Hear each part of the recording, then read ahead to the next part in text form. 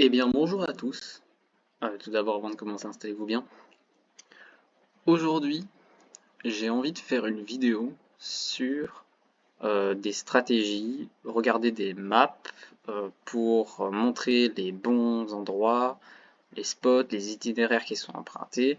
Bref, de la micro-strat, mais plutôt de présenter les habitudes des joueurs et où sont généralement les positionnements pour que vous puissiez avoir déjà un aperçu en voyant la composition de l'équipe adverse, vous anticipez les positionnements de vos adversaires.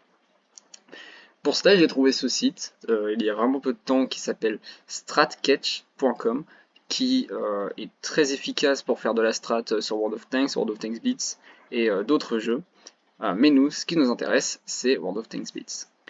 Et nous allons commencer avec la map Alpenstad que nous allons analyser tout au long de cette vidéo. Je vais faire une énorme série dans laquelle je vais analyser chacune des maps pour que vous ayez à chaque fois, puissiez à chaque fois voir quelle composition, quelle configuration de bataille au niveau des maps, du map control vont être appliquées lors de vos batailles. Je pense qu'on peut commencer par le bas. Ouais. Ici, on a pas mal de petits outils qui sont très pratiques. Je veux être clair sur une chose, c'est qu'il y a la carte peut être divisée très facilement, toutes les cartes peuvent être divisées très facilement de deux manières. Nous allons avoir la décomposition par side en fonction du rôle de votre char. Donc vous allez avoir une énorme, par exemple ici, une énorme ligne qui va se tracer, ou ici, nous allons avoir donc deux sides, et c'est universel sur chaque map, il y a ce genre de deux sides là.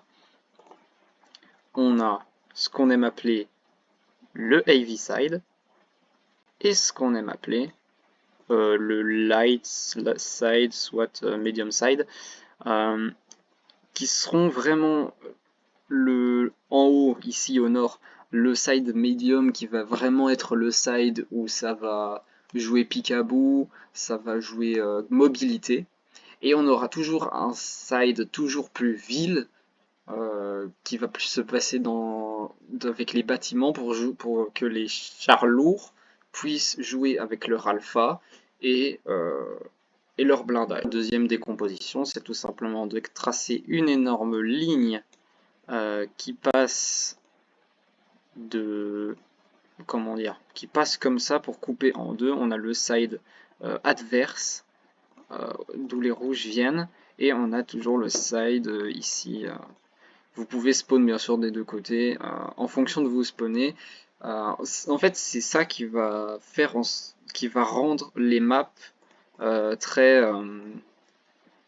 comment dire, très symétriques. Ici, vous allez avoir les médiums qui vont arriver. Ici aussi. Ici, vous allez avoir les lourds qui vont arriver. Ici aussi. La composition des maps de World of Tanks, Blitz, World of Tanks aussi, quoique World of Tanks normal non, mais World of Tanks Blitz, la composition, la structure de la map, on va dire, est très symétrique.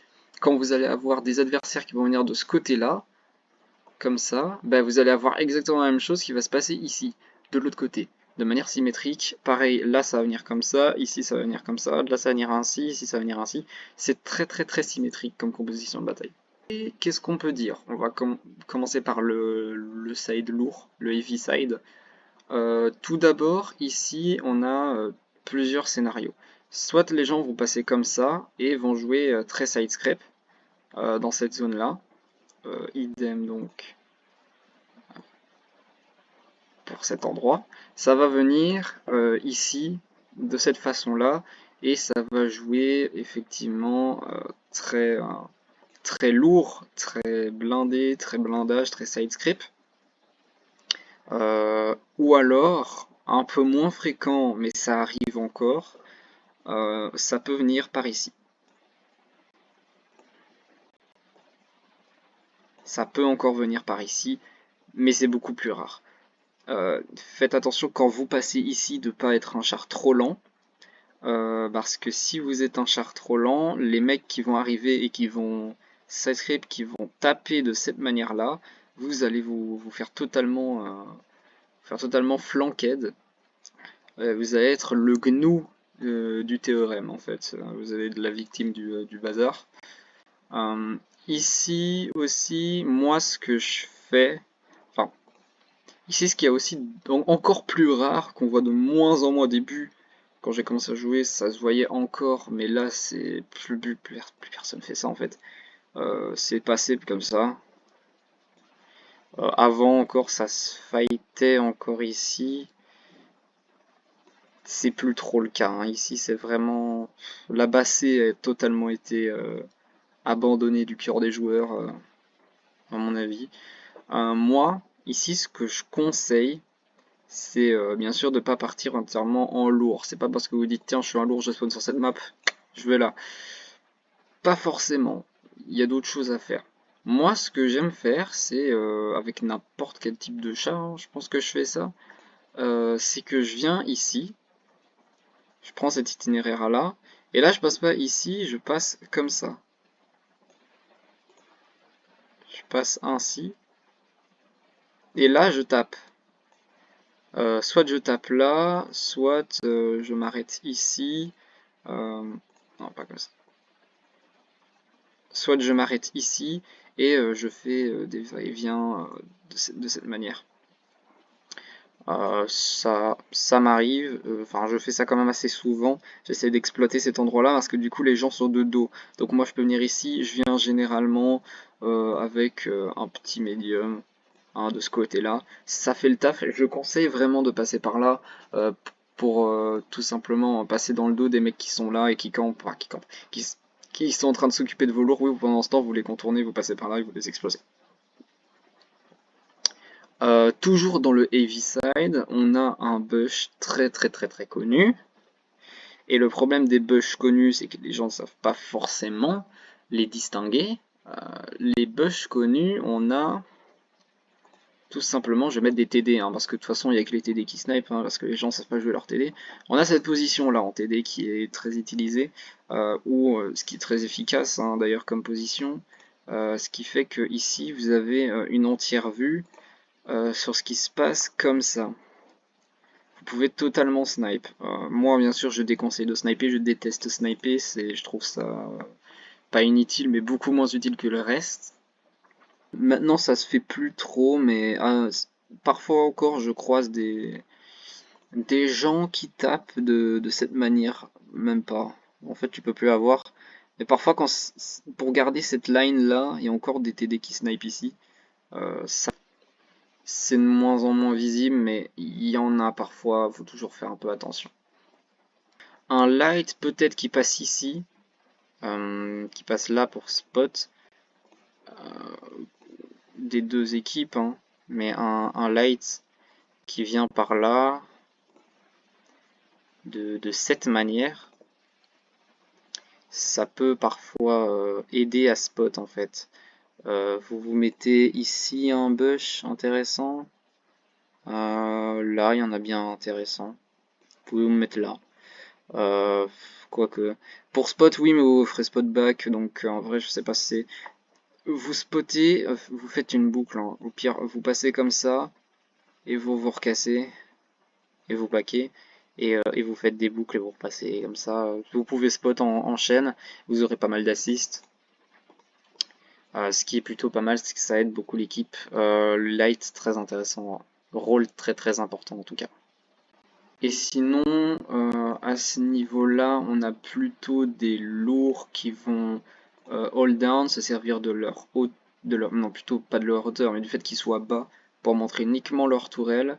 Euh, on a aussi de l'autre côté, bien sûr, mais on croise un peu plus de TD, bizarrement, dans cette zone-là. Euh, Perso, je comprends pas vraiment pourquoi, mais on en croise un. Au niveau du medium side, on a un itinéraire qui est emprunté par chaque personne qui spawn en medium ici, c'est-à-dire deux cross, deux fous ici. Moi, ce que j'aime faire, c'est me mettre là. Il y a des gens qui s'arrêtent ici parce qu'ils ont un petit bush fort sympathique. Il y en a qui prennent cet itinéraire là ou qui continuent comme ça. À voir. Moi, je préfère m'arrêter ici. Comme ça, j'ai un truc pour totalement me cover. Parce que de l'autre côté, parce que ici, je dirais que dans cette zone-là, pour sniper, c'est pas si facile, hein, je dirais. Je pense que sniper dans cette zone-là, c'est pas simple, alors que sniper dans celle-là, ici, ce petit bush là, qui fait toute la différence, c'est beaucoup plus facile. Donc on se retrouve avec tout simplement des TD, non, pas de TD ici. Ici on a que des médiums, on a que des lights à la limite, qui restent ici, comparé à cette zone, qui a un net avantage, hein, je trouve, rien qu'avec l'emplacement de ce buisson. Ce buisson qui met beaucoup trop bien, parce que ce buisson a une backup directement sur le garage, qui lui permet d'avoir une cover si jamais il se fait tirer dessus, alors que lui, avec son, lui, il se fait tirer dessus, il a pas de back, non, il a même pas de bush en fait. Donc il se fait tirer dessus, il a pas de backup, il a pas de bush, il a rien. Comparé au sniper qui se met là. C'est pour ça qu'on a énormément de TD qui se mettent là pour snipe. Ou de médiums qui se mettent là pour snipe aussi. Et donc au niveau de l'itinéraire, ça reste le même. Ils spawnent, ils se mettent comme ça. Ils ont qu'un seul itinéraire en fait. Personne passe par là, personne fait ça.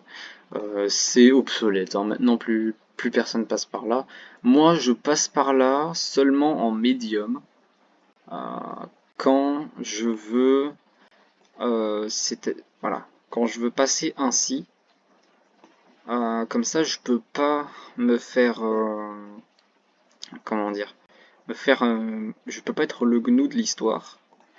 Comme j'ai dit, si jamais il y a un mec qui est là, si je passe comme ça, il a pas la vue sur moi, il peut pas m'avoir.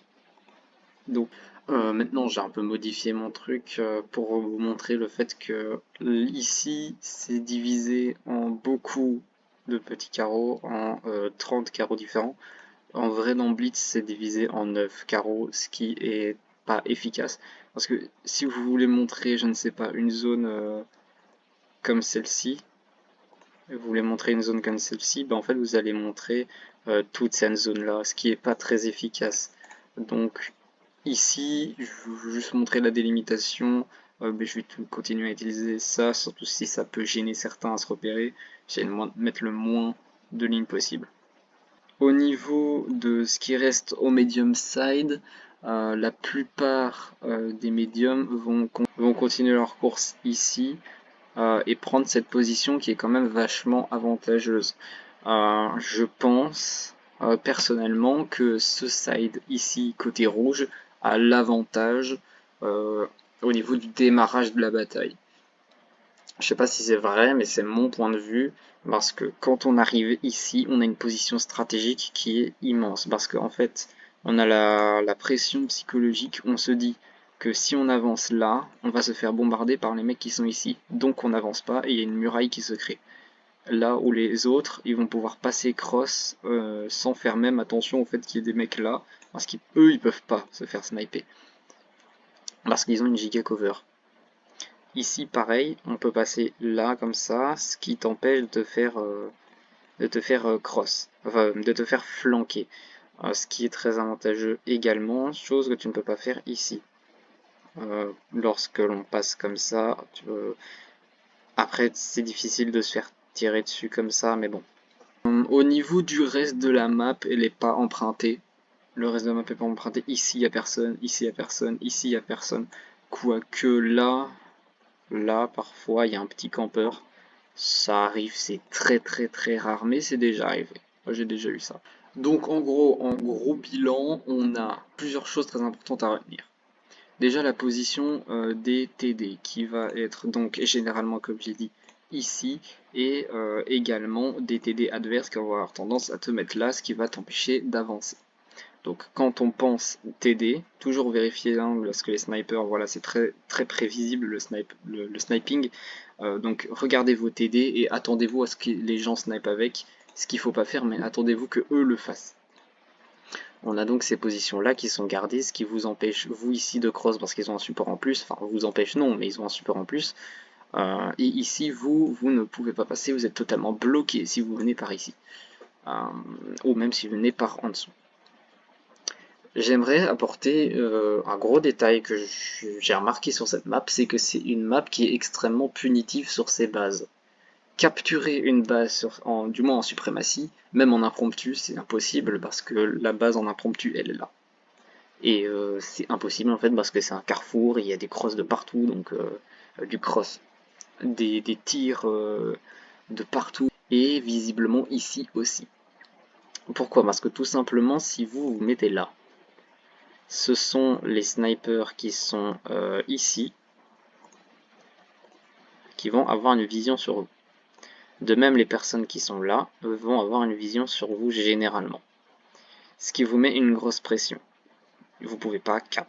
Même si vous avez du support, ils peuvent vous empêcher de cap et vous perdez des points vous perdez des points de structure. De même ici, si vous décidez de cap là, généralement, en fait, ce qu'on a donc, comme j'ai dit, on a des lourds qui se mettent de cette manière. Mais généralement, ils s'empilent. Donc ils sont pas tout seuls ici. Et donc il y a de grandes chances pour que vous rameniez avec je sais pas quel char, que vous arriviez comme ça, comme moi je le fais, hein. Comme moi je le fais, vous arriviez de cette manière-là, ou de cette manière-là, ou de je sais pas quelle manière, mais vous arrivez ici dans tous les cas, vous êtes freiné. Parce que de 1, vous vous faites sniper par les mecs qui sont ici.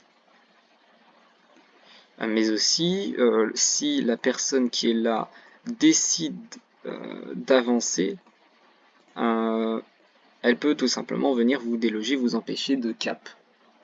Donc, on a ici, et inversement, on a ici donc, si un lourd, enfin, même pas un lourd, quelqu'un ici décide de cap, on a les gens qui sont là, qui peuvent décider de tout simplement venir vous chercher, venir back, c'est pas si compliqué.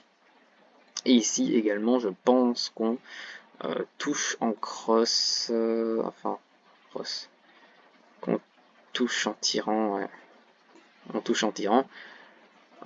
Donc base B imprenable, base A de même, base A, si vous venez cap base A, vous ferez totalement oblitéré par les chars qui vont venir back et tirer ici pour vous avoir.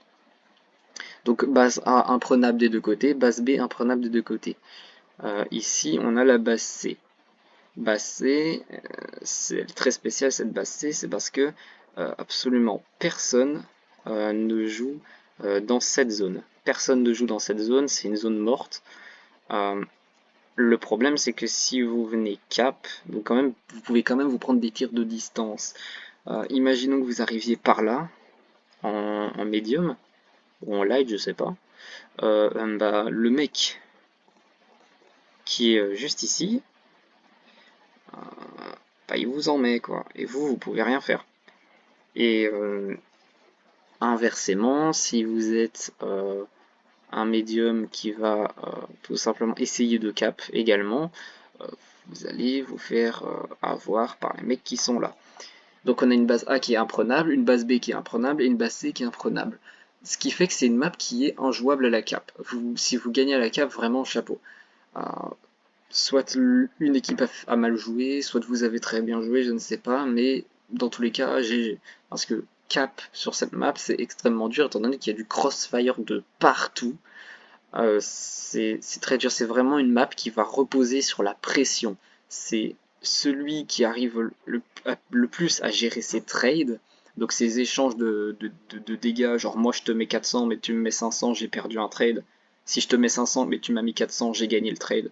Voilà, c'est celui qui va gagner le plus de trades qui va vraiment remporter la victoire sur cette map. C'est une map qui va vraiment être jouée sur l'offensif et l'échange de coups plutôt que sur la cape. La cape est injouable là-dessus. Bon voilà, c'est à peu près tout ce que j'avais à dire sur la map Alpenstad. La prochaine map, il me semble dans la liste, est Blackholdville. En attendant, portez-vous bien et on se voit à la prochaine.